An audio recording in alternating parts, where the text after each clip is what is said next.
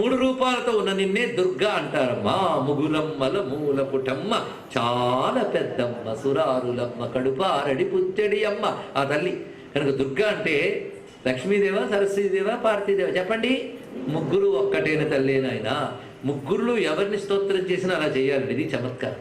లక్ష్మీదేవిని స్తోత్రం చేసామనుకోండి, అప్పుడేమనాలంటే గీర్దేవతేతి గరుడధ్వజ సుందరీతి శాకంభరీతి శశిశేఖర వల్లభేతి సృష్టి స్థితి ప్రళయకేళిషు సంస్థితాయై తస్యై నమస్త్రిభువనైక గురోస్తరుణ్యై. చేస్తున్నది కనకధార లక్ష్మీ స్తోత్రం. చెప్తున్నదేంటి? గీర్దేవతేతి, నిన్నే సరస్వదేవి అంటారు. నిన్నే గరుడధ్వజ సుందరీతి విష్ణుపత్ని అంటారు. ఆ నిన్నే శాకంభరీతి శశిశేఖర వల్లభేతి. అచ్చ ఇదే మాట అన్నారండి మా భగవత్పాదుల వారు కనకధార స్తోత్రంలో. పోనీ అక్కడ మిస్ అయితే మిస్ అయ్యారు, సౌందర్య ద్వారా అక్కడ చూసుకుందాం అన్నాడు. అక్కడికి వెళితే గిరామాహుర్దేవీం ద్రుహిణ గృహిణీమాగమవిద హరే పత్నీం పద్మాం హర సహచరీం అద్రితనయాం తురియా కపిత్వం దురధిగమని సీమ మహిమా మహామాయా విశ్వం భ్రమయసి పరబ్రహ్మ మహిషి అన్నారు అక్కడ. అచ్చు ఇదేవో భావం. తల్లి జగజ్జన్ని లలితా మహాత్రిపుర సుందరి నువ్వెవరంటే గిరామాహుర్దేవీం ద్రుహిణ గృహిణీం, నిన్ను పలుకుల తల్లి అంటారమ్మా. అప్పుడు నువ్వు ద్రుహిణ గృహిణి. ద్రుహిణ అంటే బ్రహ్మదేవుడు, బ్రహ్మగారి గృహిణివి నువ్వు. అప్పుడు ఆ నిన్నే ఏమంటారంటే హరే పత్నీం పద్మాం, విష్ణువు యొక్క పత్నివైన పద్మాదేవి అంటారు. ఆ నిన్నే హర సహచరీం అద్రితనయాం, శివుని పత్నివైనటువంటి పార్వతివి అంటారు. ఇలా మూడింటిగా ఉన్న నువ్వు మూడింటికి అతీతురాలివి కూడా. తురియా కాపిత్వం, అలాంటి నీ తత్వం ఎలా ఉంటుంది అంటే ఇలా ఉంటుందని చెప్పలేని విధంగా ఉంటుంది తల్లి అన్నాడు ఇక్కడ. దురధిగమ నిశ్చీమ మహిమా, ఈ మూడు రూపాలతో ఉంటూ నువ్వే ఈ విశ్వాన్నతుడిని తిప్పుతున్నావమ్మ మహామాయగా. మహామాయ విశ్వం భ్రమయసి పరబ్రహ్మ మహిషి. ఆ భావమే ఇక్కడ మేధాసి దేవి విదితాఖిల శాస్త్రసారా దుర్గాసి దుర్గ భవసాగర నౌః అసంగా శ్రీ కైటభారి హృదయైక కృతాధివాస గౌరీ త్వమేవ శశిమౌళి కృత ప్రతిష్ఠా. అనేక వేద సూక్తముల సారమే దేవి సప్తశతిలో ఉన్నది. శ్లోకాలను చెప్పుకున్నామా? ఇది వేద సూక్తంలో ఉన్న ఒక రహస్యం ఇందులో ఉంది. ఎందుకంటే దుర్గాసి దుర్గ భవ సాగర నౌః అసంగా, అత్యద్భుతమైన మాట చెప్పారు. అమ్మా, ఈ సంసారం అనే భయంకరమైన సముద్రం నుంచి దాటించే పడవవు నువ్వు. ఈ ఒక్క మాట చాలు. అమ్మవారిని ఎందుకు ఆశ్రయించాలంటే ఈ సంసారంలో పడ్డాం. ఎప్పుడు? పుట్టిన దగ్గర నుంచి కాదండి, ఎన్నో పుట్టుకల నుంచి పడి తిరుగుతున్నాం ఈ ప్రపంచంలో, ఎన్నో జన్మల నుంచి పడ్డాం ఈ ప్రపంచంలో. అందుకే దీన్ని మించి మన సత్యం ఉందని తెలియట్లేదు. జన్మల నుంచి అలవాటైపోయింది సంసారం. అదే సంసారాన్ని మించి ఒక సత్యం ఉంది మనకు ఎందుకు తెలియట్లేదంటే జన్మలలలలలలల అలవాటైంది. ఒక జన్మది కాదు, అందుకే తెలియట్లేదు. ఇందులో పడి కొట్టుకుపోతున్నాం. ఇలా కొట్టుకుపోతున్న వాళ్ళని బయట పెట్టాలి అని అమ్మకి దయ కలిగిందిటండి. దయ కలిగి పడవలాగా వచ్చింది ఆవిడ ఇక్కడ. మళ్ళా కొట్టుకుపోవడానికి రాలే ఆవిడ, పడవలా వచ్చింది. ఎంత రమ్యమైన భావం! పడవలాగా వచ్చింది ఆ తల్లి. ఈ భావం బాగా గుర్తుపెట్టుకోండి. ఇదే ఆ తల్లి గురించి చెప్తూ నావే వసింధుందరితాత్యగ్ని అని దుర్గాసూక్తం చెప్తోంది. ఆ తల్లి దాటించడం కోసం వచ్చింది. ఎందులోకి వచ్చింది? ప్రపంచంలోకి. ఆవిడ ప్రపంచంలోకి వస్తేనే కదా మనం తలంచుకోవడానికి ఆవిడ మూర్తి దొరికింది. లేకపోతే ఆవిడ ప్రపంచానికి అతీతంగా ఉంటే మనకేం లాభం? ఆవిడ రూపం ధరించి మన కోసం వచ్చింది. ఎలా వచ్చింది? మనలా ప్రపంచంలోకి రాలే, మనం కొట్టుకుపోతున్నాం. ఆవిడ కొట్టుకుపోవడానికి దిగలే, బయట పెట్టడానికి వచ్చింది. ఇది ఒక్కసారి ఆలోచిస్తే ఒక మహాప్రవాహం ఉంది, అందరూ కొట్టుకుపోతున్నారు, ఒక పడవ వచ్చింది. ఇప్పుడు కొట్టుకుపోతున్న వాళ్ళు ఎందులో ఉన్నారు? ప్రవాహంలో ఉన్నారు. పడవ ఎక్కడికి వచ్చింది? ప్రవాహంలోకి వచ్చింది. కనుక ఇద్దరు ఒకేలా ఉన్నారా? తేడా ఏంటి చెప్పండి? వీళ్ళు కొట్టుకుపోతున్నారు, పడవ కొట్టుకుపోయే వాళ్ళని ఒడ్డును పెట్టడానికి వచ్చింది. అంతే తేడా కదా. ఈ ఒక్క భావం అలా ఆలోచించండి, భావించాలండి. భావిస్తే భవాని కనబడుతుంది. మీ ఇష్టం. సిద్ధమేనా?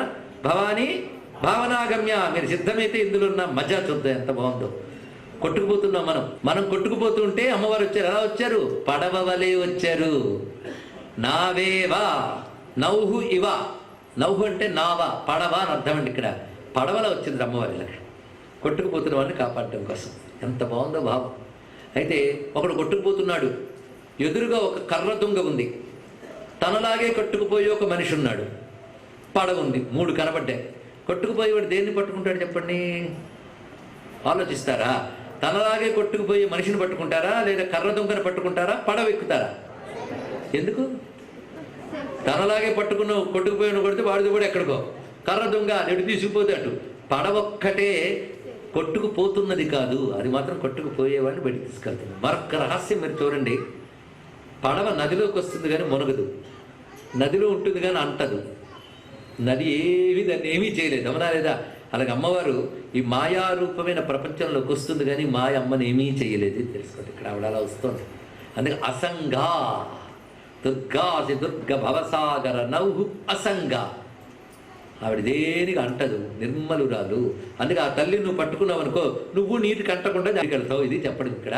కనుక తెలివైన వాడు, ప్రవాహంలో కొట్టుకుపోయే తెలివైన వాడు పడవని ఎలా ఆశ్రయిస్తాడో, ప్రపంచంలో కొట్టుకునే తెలివైన వాడు అమ్మవారిని అలా ఆశ్రయిస్తాడు. అమ్మవారిని ఆశ్రయించిన వాడే తెలివైన వాడు. వాడు ఒడ్డుని పెట్టేస్తుంది అమ్మవారు. ఎంత అద్భుతమైన భావం ఇక్కడ చెప్తున్నారు. ఇంకొక అందం ఉందండి. ఒడ్డున పెట్టలేదే అనుకుందాం, పడవలో కూర్చున్నాడు, ఎంత హాయిగా ఉంటుందండి. కొట్టుకుపోవడం కంటే పడవలో కూర్చుంటే బోట్ షికార్, అదే నదిలో కొట్టుకుపోతుంటే అయ్యో అయ్యో అబ్బో అబ్బో. అది పడవలో అంటే టికెట్ కొనుక్కుని మరి బోట్ షికార్. అంటే సంసారం అనే ప్రవాహం అమ్మవారిని పట్టుకున్నాం అనుకోండి, బోట్ షికార్లా హాయిగా చేసి వచ్చింది, ఏం ప్రమాదం ఉండదు. సంసారంలో ఉన్నంతకాలం ఈ సంసారం బోట్ షికార్లా అయిపోతుంది తప్ప కొట్టుకుపోవు. ఇది తెలుసుకోవాలి ఇక్కడ. ఒడ్డుకు చేరుతావా, చేరితే చేరు, లేకపోతే లేదు. సంసారంలో ఉన్నంతకాలం హాయిగా ఉన్నాం. కనుక అమ్మవారిని ఆశ్రయించుతూ జీవించేమనుకోండి, మిగిలిన వాళ్ళల్లా వాడు సుఖదుఖాల్లో కూరుకుపోడు, ప్రపంచాన్ని సాక్షిభూతంగా చూస్తూ ఉంటాడు. ఎలా అంటే పడవలో కూర్చున్నవాడు నది అంతటి చూడు ఎంత బాగుందో, నది జలజలా ప్రవహిస్తోంది, గలగలా ప్రవహిస్తోంది. వర్ణంలో ఎంతసేపు పడవలో ఉన్నసేపు దిగితే తెలుస్తుంది. కనుక అమ్మవారి ఒళ్ళో కూర్చుంటే ప్రపంచంలో ఉన్న ఒడిదుడుకుడు కూడా బోట్ షికార్లా అందంగా చూస్తానికి ఏ బాధ ఉండదండి, తెలుస్తుంది. అమ్మవారిని ఆశ్రయించిన వాడు లోకంలో ప్రతిదాన్ని సాక్షిభూతంగా చూస్తూ కూర్చుంటాడు. అటువంటి స్థితి అంటే బ్రహ్మ విద్యా రూపమైన అమ్మవారిని ఎవడైతే ఆశ్రయిస్తాడో వాడు ఈ ప్రపంచంలో ఉన్నా ఈ సుఖదుఖాల అలల ఆటుపోట్లకి చిక్కుబడక హాయిగా ఉంటాడు. కనుక ఉండాల్సినంతకాలం పడవలో ఉన్నట్టుంటాడు, ఉండడం అయిపోయాక ఒడ్డుకు చేర్చుతుంది పడవ. ఇది ఒక్కడ అర్థం చేసుకుంటే జీవితం ఉన్నంతకాలం అమ్మవారు వాడిని ప్రవాహపు తాకిడి లేకుండా కాపాడుతూ తీసుకువెళ్ళి చివరికి ముక్తి స్థానంలోకి చేర్చుతుంది. ఒక్క మాట అంత అందమైందండి. ఇదంతా పట్టుకుని నాదేవ సింధుం దురితాత్యగ్ని, ఎలా దాటిస్తావంటమ్మా, మళ్ళీ వెనక్కి పడనివ్వకుండా దాటిస్తావు నువ్వు. కొంతమంది దాటించడం ఎలా ఉంటుంది, ఇక్కడ దాకా ఇక్కడ నుంచి అక్కడ దాకా తీసుకెళ్ళగలం, ఆ తర్వాత నీ ఇష్టం, నేనేం చేయలేమంటాం. అమ్మ అలా కాదయ్యా, శుభ్రంగా దాటిస్తుంది. సుతరసి తరసే నమః, నమ ప్రతరణాయ చోత్తరణాయ చ, మళ్ళీ కింద పడకుండా దాటిస్తుంది. అందుకే ఆవిడ పేరు తారా, ఆవిడ పేరు దుర్గా. అని అమ్మ పాదాలను ఆశ్రయించిన వాడికి ఏ బాధ ఉండదండి. వాడికెట్టు అమ్మవారు ఏం చేస్తారు, అందరికీ సుఖదుఖాలు వచ్చిన వాడికి వస్తాయి, అయితే వాడికి తాకడు, చలించడు. ఎందుకంటే వాడి దృష్టి అమ్మ పాదాల మీద ఉంది. వాడు హాయిగా ఉంటాడయ్యా, ఎలాగో నావలో ఉన్నటువంటి వాని వల్లే. ఎంత భావం ఉందండి దుర్గా సూక్తంలో. అంత భావం తీసుకొచ్చి ఇక్కడ పెట్టేశారు. దుర్గాసి దుర్గ భవసాగర నౌరసంగా శ్రీ కైటభారి హృదయైక కృతాధివాస గౌరీ త్వమేవ శశిమౌళి కృత ప్రతిష్ఠ.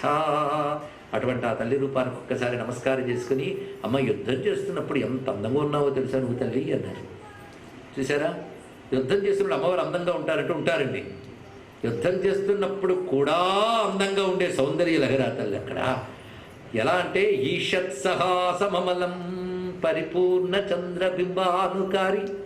తల్లి నీ ముఖం నిండైన చంద్రుల్లా ఉన్నది, చిరునవ్వు నవ్వుతున్న ఈషత్సహాస, చిన్న నవ్వు.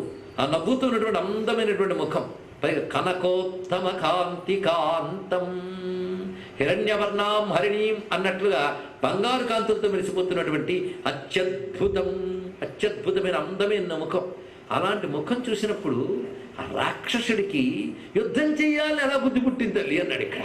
ఎందుకంటే అంత అద్భుతమైన వదనం చూసాక తల్లి అని పాదాల మీద పడిపోవాలి. కానీ ప్రహృతమాత్తరుషా తథాపి వక్త్రం విలోక్ష్య సహసా మహిషాసురేణ, ఆ మహిషాసురుడికి అంత అద్భుతమైన ముఖం చూసి యుద్ధం చేయాలని అలా బుద్ధి పుట్టిందమ్మా. పనికి మాల రాక్షస ప్రవృత్తి కాకపోతే ఏంటి చెప్పు ఇక్కడ. పోని యుద్ధానికి సిద్ధమయ్యాడు. నువ్వు కనుబొమ్మలు ముడివేశావు. ఆ కనుబొమ్మలు ముడివేస్తే అసలు ఎవడైనా దగ్ధమైపోవాలి. అలాంటిది నువ్వు కనుబొమ్మలో ముడివేస్తే వాడు ఇంకా ఆయుధం పట్టుకుని ఎలా ఎగరగలిగాడమ్మా నీ ముందు. ఎంత భావాలు చేశారా. అంత చక్కని ముఖం చూసి అసలు యుద్ధం ఎలా చేయగలిగాడు. ఆ కనుబొమ్మల ముడి చూసి ఆయుధం ఎలా ఎత్తగలిగాడు. రెండు ఆశ్చర్యంగా ఉన్నాయి.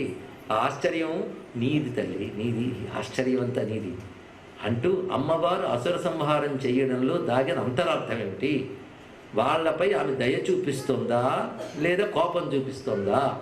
అమ్మవారు జగజ్జనని అయినప్పుడు వాళ్ళకు కూడా జనని కావాలి కదా.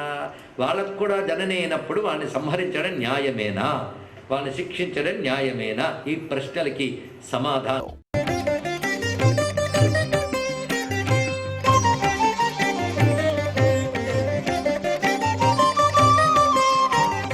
అసలు నీ కనుబొమ్మలు ముడి చూస్తేనే దగ్ధమైపోవలసిందే, ఎలా నిలబడగలిగాడు. ఇవన్నీ మామూలు వర్ణనలు కావండి, ప్రశ్నలు, చర్చ చేయవలసిన ప్రశ్నలు. అవును, ఎలా నిలబడగలిగాడు అనే ప్రశ్న మనకు రావాలి. ఆ తల్లి కనుబొమ్మలు ముడివేస్తే ఆ ఆగ్రహానికి ఆవిడ నిలవలేడు. అలాంటిది ఎలా నిలవగలిగాడు అంటే ఆ తల్లి నిలిపింది కనుక నిలబడ్డాడు. ఆవిడ నిలిపిందిట. ఎలా నిలిపింటుందండి, కోపంగా చూస్తూ తర్వాత శ్లోకాల్లో వివరిస్తున్నారు. దేవి ప్రసీద పరమా భవతి భవాయ సద్యో వినాశయతి కోపవతీ కులాని విజ్ఞాతమేతదధునేవ యదస్తమేతత్నీతం బలం సువిపులం మహిషాసురస్య. ఓ తల్లి, నువ్వు మా పట్ల ఎప్పుడు ప్రసన్నురాలవై ఉండమ్మా. నువ్వు ప్రసన్నురాలవైతే శ్రేయస్సు వస్తుంది. అదే నువ్వు కోపగించుకుంటే మాత్రం ఏ ఒక్కడు నిలవలేడు, వాడు సమూలంగా నాశనమవుతాడు. కనుక అమ్మవారిలో రెండు భావములు, ప్రసన్న భావం, ప్రచండ భావం, రెండు భావములు. ప్రసన్న భావం అంటే దయ, ప్రచండ భావం అంటే కోపం. ఈ రెండు అమ్మలోనే ఉన్నాయి. కనుక నీ యొక్క దయాభావం ఎవరిపై వర్షిస్తుందో వారు ధన్యులవుతారు, ముక్తిని పొందుతారు. నువ్వు కానీ ఆగ్రహించి చూసేవా, వారు సమూలంగా నాశనమవుతారు. అయితే నేను ఆగ్రహించి చూస్తే సమూలంగా నాశనం అవుతారనడానికి ఉదాహరణ ఏమిటయ్యా అంటే, మా కళ్ళ ముందే ఆ మహిషాసురుడు సమూలంగా నాశనమయ్యాడు కదమ్మా. అలాగే నువ్వు ప్రసన్నంగా చూస్తే బ్రతికి బట్ట కడతారనడానికి మేము ఉదాహరణ, నీ దయకి మేము ఉదాహరణ, నీ ఆగ్రహానికి వాళ్ళు ఉదాహరణ. అయిపోయింది. ఇందులో గమనించవలసిన మరొక అందమైన అంశం ఉన్నదండి. జగన్మాతకి కోపం ఉంటుందా? ఉండదు. శక్తే అమ్మవారు అయినప్పుడు దయకి శక్తి ఉంది, కోపానికి శక్తి ఉంది. రెండు అమ్మవారి రూపాలే. అద్భుతమైనటువంటి జలపాతాన్ని మనం చూస్తూ ఆహా ఓహో అంటూ ఉంటాం. కానీ జలపాతం దుముకుతున్నప్పుడు ఎంత ఉగ్రంగా దుముకుతుందో పరిశీలించండి. సూర్యభగవానుడు ప్రాణప్రదాతే కదా మనందరికీ, చాలా గొప్పవాడు. అయినప్పటికీ గ్రీష్మకాలంలో ఎంత ప్రచండంగా ఉంటాడు. చల్లగాలి వీస్తే హాయిగా ఉందనుకుంటాం, కానీ మంచి శీతాకాలం వచ్చినప్పుడు ఆ హేమంతము శిశిరాల్లో ఆ చల్లగాలి తగిలితే ప్రాణాంతకం అనిపిస్తుంది. చెప్పండి, ఏది మంచో ఏది తీవ్రమో మనం చెప్పగలమా? కానీ సూర్యుడే అమ్మవారైతే ఆయన యొక్క ప్రసన్న కిరణాలు అమ్మవారే, ప్రచండ కిరణాలు అమ్మవారే. నీరు మనకు ప్రాణం ఇచ్చేదైతే అది ఉప్పెనలా ఉద్ధృతంగా దుమికి వచ్చినప్పుడు కూడా అమ్మవారే, ప్రశాంతంగా నెమ్మదిగా ప్రవహించినప్పుడు కూడా అమ్మయే. కనుక ప్రకృతిలో మనం చూస్తున్నటువంటి ఉభయ రూపములు ఏవైతే ఉన్నాయో, ప్రసన్న రూప ప్రచండ రూపములు రెండూ జగన్మాతయేను గుర్తించగలగాలి. దీన్నే రుద్రము ఘోరం అఘోరం అని రెండు మాటలు చెప్పింది. ఘోరం అంటే తీవ్రమై ప్రచండమైన రూపములు ఘోరములు, ప్రసన్నమై శాంతమై అనుగ్రహించే రూపములు అఘోరములు. ఈ ఘోరోఘోరములు రెండు అమ్మవారి రూపములే మొత్తం. అందుకే రుద్రమేమిటో చండీ అదే, దేవీ మాహాత్మ్యం అనే గ్రంథం ఏమిటో రుద్రం కూడా అదే. అక్కడ రుద్రం అన్నప్పుడు పురుష రూపంలో చూపించారు, ఇక్కడ స్త్రీ రూపంలో చూపించారంతే. అక్కడ రుద్రుడు ఎంత రౌద్రుడో అంత శివుడు. ఇక్కడ మా అమ్మ కూడా ఎంత చండియో అంత ప్రసన్న రూపుడైనటువంటి గౌరీదేవి కూడా. ఈ రెండు రూపములు ప్రపంచంలో అవసరమే. కేవలం శాంతం ఒక్కటే సరిపోదండి, తీవ్రత కూడా అవసరమే. సూర్యభగవాను గ్రీష్మకాలంలో అంత తీవ్రంగా రాకపోతే తర్వాత వర్షాకాలంలో వానలుండవు మనకి. ఇక్కడ వానలంత ఉద్ధృతంగా కురియకపోతే తర్వాత భూమికి సారం ఉండదు. కనుక సృష్టిలో ఘోరం అఘోరం మనం నిర్ణయించలేం, అది సాపేక్షం. అందుకే చెప్పుకున్న దేవీ మాహాత్మ్యం ఒక రాక్షస సంహార గాథ కాదు, ఒక బ్రహ్మ విద్యా శాస్త్రం, ఒక యోగ శాస్త్రం, ఒక తత్వశాస్త్రం. ఆ దృష్టితో చూడాలని మొదటి రోజు నుంచి మనం చెప్తున్నాం. కనుక ప్రపంచమంతా వ్యాపించిన పరమేశ్వర శక్తి 2 రూపాలతో నీకు కనబడుతోంది. ప్రసన్న రూపం, ప్రచండ రూపం, 2 రూపములు ఒకే శక్తివని నువ్వు తెలుసుకుంటే ఈ ప్రసన్నతకి ప్రచండత్వానికి దాటిపోయిన శుద్ధమైన పరబ్రహ్మతత్వం గోచరిస్తుంది. అది అమ్మ యొక్క అసలు రూపం. కానీ జగద్రక్షణ కోసం ఆ తల్లి ఎవరిలో సాత్విక ప్రవృత్తి, ధార్మిక ప్రవృత్తి ఉంటుందో అటువంటి దేవతా లక్షణములు కలిగిన వారి పట్ల అనుగ్రహ దృష్టితో చూస్తుంది. అసురు లక్షణం కలిగిన వారి పట్ల ఆగ్రహ దృష్టితో చూస్తుంది. ఆ ఆగ్రహం కూడా నిగ్రహమే. ఇది చూపిస్తున్నటువంటి అద్భుతమైన భావం.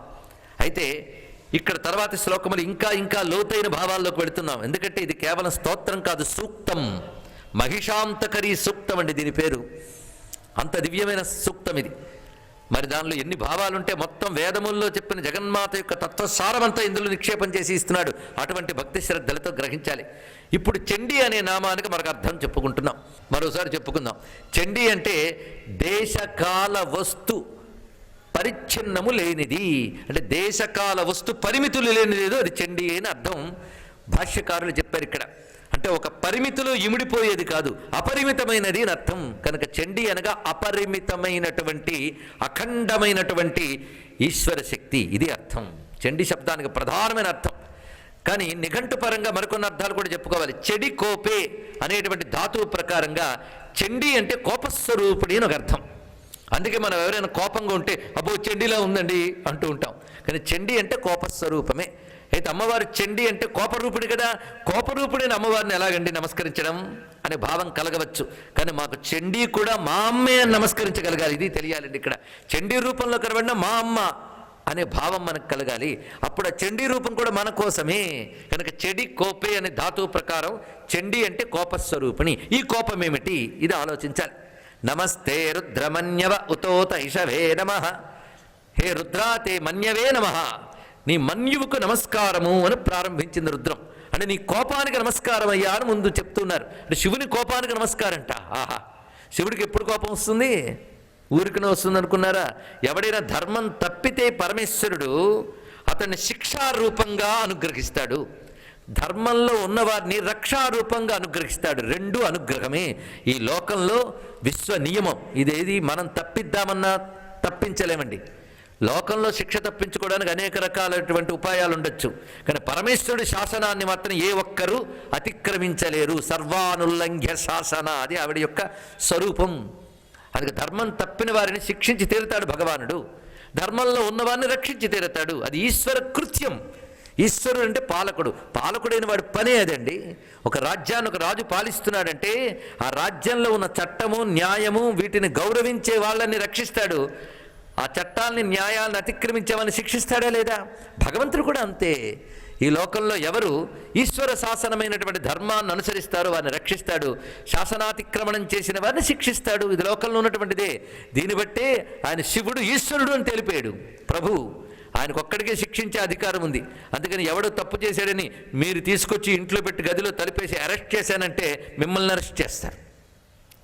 ఎవడైనా తప్పు చేసినా శిక్షించే అధికారం మనకు లేదు, ప్రభుత్వానికి ఉంది. అలాగే ప్రపంచంలో ఎవడు చేసినా శిక్షించే అధికారం శివునికే ఉంది. ఎందుకంటే జగత్తు మీద ప్రభుత్వం ఆయనదే, తెలుసుకోవాలి ఇక్కడ. అందుకే ఆయన ఘోరా అని 2 రూపములతో ఉంటాడు. శిక్షించే రూపం, రక్షించే రూపం, 2 ఆయన రూపాలే. అందుకే నమస్తే రుద్రమన్యవే, నీ యొక్క మన్యువుకు నమస్కారం అయ్యా అన్నారు. ఇది చాలనట్టు ప్రత్యేకించి మన్యు సూక్తం మనకు సూక్తం ఉంది, మనకి పెద్దలకి తెలుసు అది. ఆ మన్యు సూక్త పారాయణతో లోకాల్ని పీడించే దుష్టశక్తుల్ని తొలగించడం అనేది వేదంలో ఒక ప్రయోగ విధి. కనుక మన్యు సూక్తంతో హనుమంతుని, నరసింహస్వామిని, రుద్రుని ఆరాధన చేసి లోకంలో ధర్మాన్ని తీసే దుష్టశక్తుల్ని నిర్మూలించడం అనే ప్రక్రియ శాస్త్రాలే చెప్పింది. అంటే ఈశ్వరుని యొక్క మన్యువు ఏం చేస్తుందంటే దుష్టత్వాన్ని నిర్మూలిస్తుంది. మరి లోకంలో దుష్టత్వం పోవాలా లేదా అండి? లోకాన్ని రక్షించడానికి అటువంటి కీటకాల వంటి దుర్మార్గులను కూడా శిక్షించాలి. అది వైద్య వ్యవస్థ, అది ఈశ్వర వ్యవస్థ.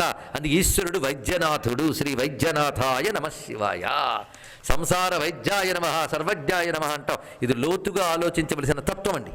అంతేగాని మా ఈశ్వరుడు దయామయుడు, కరుణామయుడు అంటే దొంగ మాటలు. ఎంత కరుణ ఉంటుందో అంత కాఠిన్యం ఉంటుంది, అదే ఈశ్వరుడు. తెలుసుకోండి. ఇక్కడ తప్పు చేసిన వారిని శిక్షిస్తాడు, తప్పు చెయ్యని వారిని రక్షిస్తాడు. అంతేకాదు ఇక్కడ ఒక రహస్యం, తప్పు చేసిన వారిని శిక్షించి రక్షిస్తాడు, అది తెలుసుకోవాలి. ఇక్కడ ఈశ్వరుడు ఒక విధంగా దయామయుడే, శిక్షారూపంలో రక్షిస్తాడండి, ఒక విధంగా రక్షిస్తాడు. అది వ్యాఖ్యానం చేస్తున్నారు ఇక్కడ.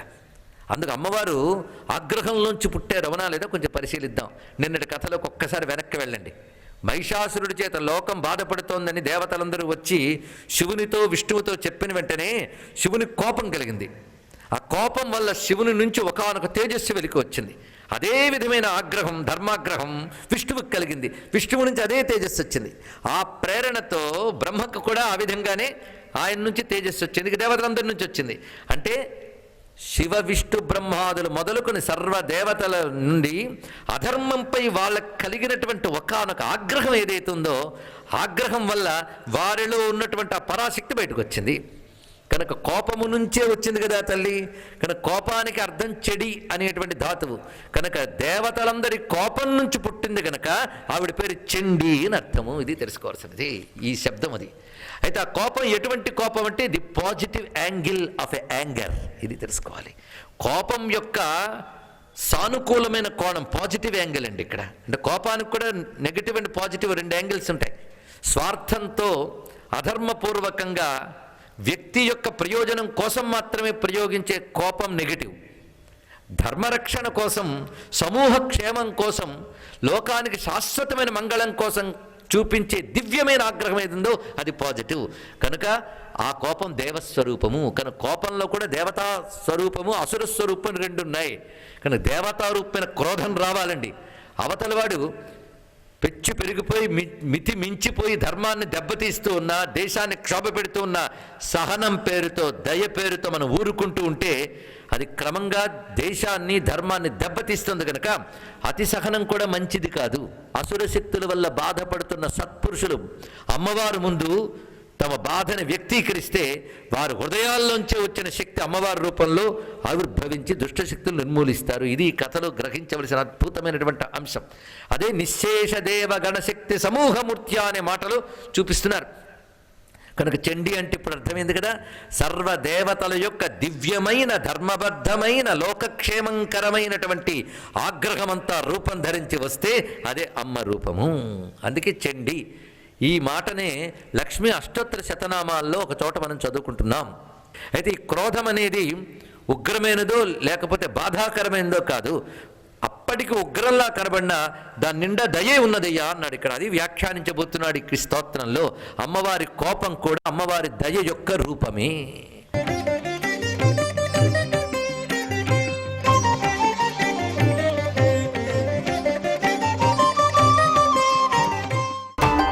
సనాతనం సనూతనం సదాతనం హిందూ ధర్మం. ప్రవేశపెడుతున్నాం సంగం బిస్కెట్స్. ప్రేమ నిండుగా, పోషకాలు మెండుగా, పసందైన 11 రుచులు మీ ముందుకు. Sangam biscuits. News and gold herbal hair oil 100% ఆయుర్వేదం. News and gold herbal hair oil వెంటనే ప్రతిఫలం. వ్యాక్సిన్ లేని కరోనా లాంటి రుగ్మతలు వ్యాప్తి చెందకుండా మీకు కావాలి హైజన్ BSL-4 రక్షణ. అసలేంటి BSL-4? Completely water based disinfectant solution. Indoor, outdoor ఎక్కడైనా వాడచ్చు. ఇది నానో సిల్వర్ పార్టికల్స్ కి జింక్ మరియు బయోపాలిమర్స్ తోడు కావటం వలన ఇది మామూలు రసాయన ద్రవణాల కంటే శక్తివంతంగా పనిచేస్తుంది. 1 లీటర్ నీటిలో 10 ml హైజన్ BSL-4 మిశ్రమాన్ని కలిపి ఉపయోగించుకోవచ్చు.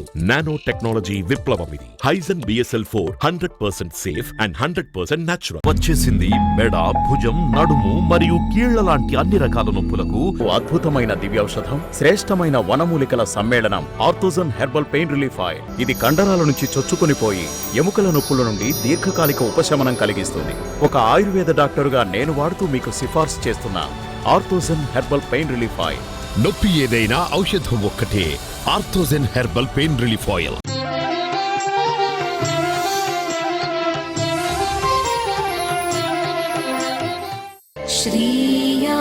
శ్రీయాంజనేయం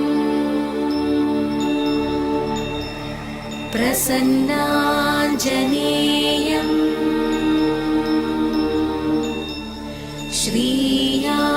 శ్రీయాంజనేయం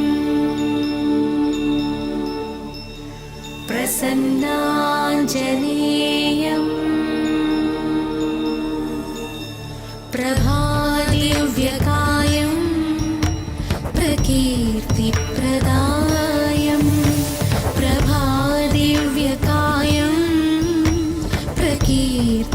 कीर्तिप्रदायम् भजे वायुपुत्रं भजे बालगात्रं भजे वायुपुत्रं भजे बालगात्रं भजेऽहं पवित्रं भजे सूर्यमित्रं भजेऽहं पवित्रं भजे